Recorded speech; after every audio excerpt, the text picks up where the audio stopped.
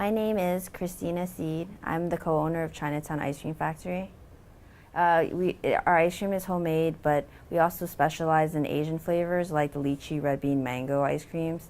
And we also make American favorites like pumpkin pie this time of the year, ginger. On our flavor board, what's considered exotic to us is the vanilla, chocolate, strawberry, versus what's regular to us is the lychee, red bean, mango. It's supposed to be a joke. Some people don't get it right away, but after a while, most people get it, and people think it's pretty funny, so people like post a lot of pictures. It was kind of just us goofing off one day, and then it's kind of stuck.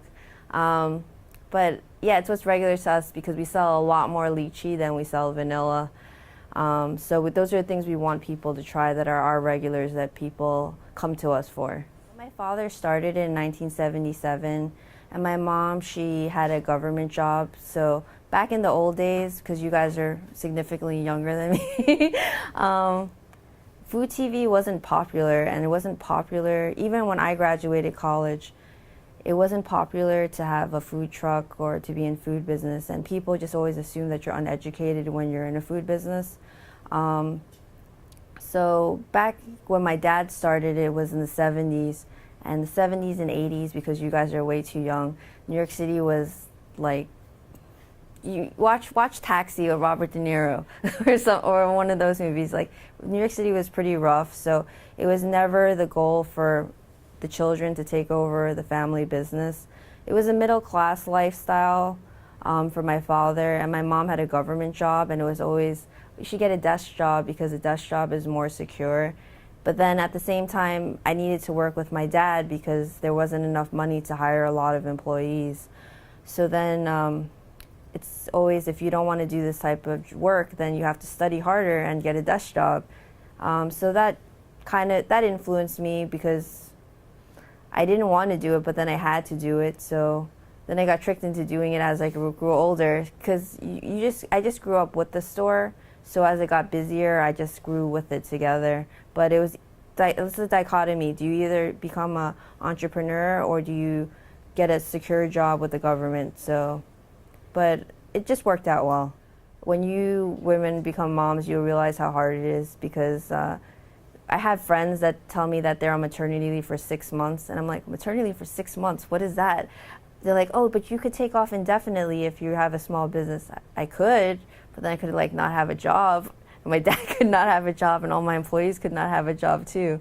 I went back to work after 2 weeks. It's physically challenging because you don't want to hurt yourself, but at the same time, like, things just need to be done. When you start slipping in a business, you don't want to let it slip too long, like, because once it starts slipping and you lose your customer base, people just are trained not to come back to your business anymore. You never want to be that business where you lose your customers or you let them down.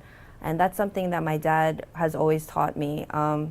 Remember when I was a kid, I'm like, why do we have to rush to work so early for that one cake that's due at 11 o'clock? Because chances are they never come at 11 o'clock. And even though they told you they're coming at 11 o'clock, and he says, well, if that person does come at 11 o'clock for their cake and you let them down, then they're not going to buy cakes from you anymore. And it's something really special, like someone's birthday or whatnot. The only time we've not delivered cakes is like Hurricane Sandy and 9/11. That's the only times that we didn't deliver the cakes. We're always there for somebody's birthday. We're always going to be that place where if somebody said, I have this tour book and I really marked this off on my calendar that I got the best service. Very rarely has there been any complaints about service. And if there is any type of, your employee was questionably like rude to me, it's addressed right away and it's like corrected, and the person knows that we're on our A game. Our customers are usually New York City locals, but we do have a lot of tourists as well. But I think the New York City locals, they fuel most of our business because they're the ones that take pints, quarts, cakes, and that accounts for more of our sales than for just like the single scoops. For those who want to start their own business, it's a big risk. You have to understand that. People just think that you just go in and you start a business and there's money that's going to come in, or there's possibility to be no money that comes in, you waste your time. But if you're enjoying it, that's cool.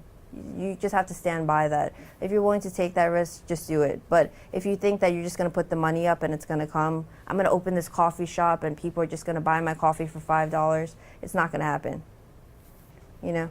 But if you like working in a coffee shop and this is your dream to do it and you're okay with losing the money, if it happens, sink or swim, and you tried it, then that's cool.